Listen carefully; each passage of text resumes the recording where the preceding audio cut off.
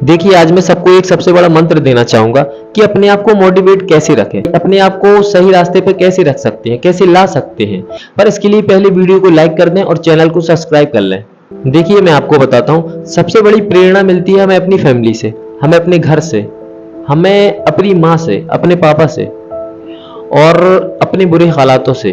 क्योंकि जिस इंसान को अपने घर के बुरे हालात से, अपने मम्मी पापा को देखकर प्रेरणा नहीं मिल सकती, उसको देखकर वो इंसान मोटिवेट नहीं हो सकता कि घर की क्या हालात हैं, कितनी बुरी स्थिति है। हमेशा पैसों के लिए जूझते रहते हैं, हमेशा उन चीजों के लिए जूझते रहते हैं जो हमें आज चाहिए है, जो दूसरों के पास में है, जिसको देख के लगता है कि ये चीज हमारे पास भी होनी थी पर नहीं है।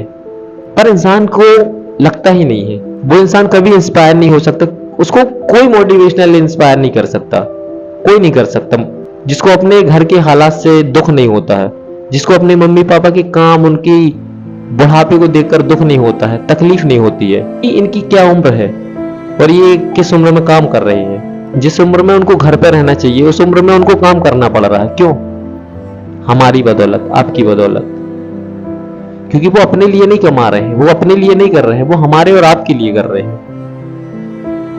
देखिए, मैं आपको अपना बताता हूँ कि मुझे कहाँ से प्रेरणा मिली, मुझे कैसे प्रेरणा मिली, मैं खुद को, अपने आप को कैसे बदला और अपने आप को सही ट्रैक पर क्यों लाया और कैसे लाया। देखिए, मैं आपको बताता हूँ, एक बार की बात है। एक बार मुझे माता निकली थी, तो मैं सो रहा था। तो उस वक्त मेरी मम्मी मेरे साथ में रात में सो रही थी। तो अचानक उनके पैर में बहुत तेज दर्द उठता है और वो इतना असहनीय दर्द होता है कि मुझे नहीं पता कि वो कितना दर्द होता है। पर मैं देखते देखते मैं देखता हूँ कि मम्मी बाहर जाती हैं और बाहर से 2 कपड़े लेके आती हैं और वो एक इस पैर में बांधती है और एक इस पैर में, मतलब दोनों पैर में 2 कपड़े से बांध लेती हैं। इतनी तेज बांधती है ताकि उनको दर्द ना हो और मैं सिर्फ देख रहा था। और मैं आपको बता दूं कि मेरी मम्मी उस दिन सो ना सकी, पूरी रात इतना तेज दर्द, पूरी रात रोती रही और मैं बस सोचता ही रहा कि मैं क्या कर रहा हूं। मैं इतना बड़ा हो गया हूं पर कुछ कर नहीं सकता, कुछ कर ना सका इनके लिए। और सबसे बड़ी बात यह थी कि मम्मी उस दिन मेरे साथ में सिर्फ 1 दिन के लिए सोई थी, जबकि ऐसा कई बार ही होता है मम्मी के साथ में, मतलब होता ही रहता है, ज्यादातर होता रहता है 2-4 दिन में। पर मुझे पता ही नहीं चलता, क्योंकि जब पता ही नहीं चलता तो इस इंसान को उस चीज का दुख कैसे एहसास होगा ही नहीं। लेकिन जिस दिन देखा, जिस दिन पता चला, उस दिन जाने की क्या सहते हैं। और मैं आपको बता दूं कि वो रात और उस रात के उनके आंसू मेरी आंखों में गड़ गए, मेरे जहन में गड़ गए।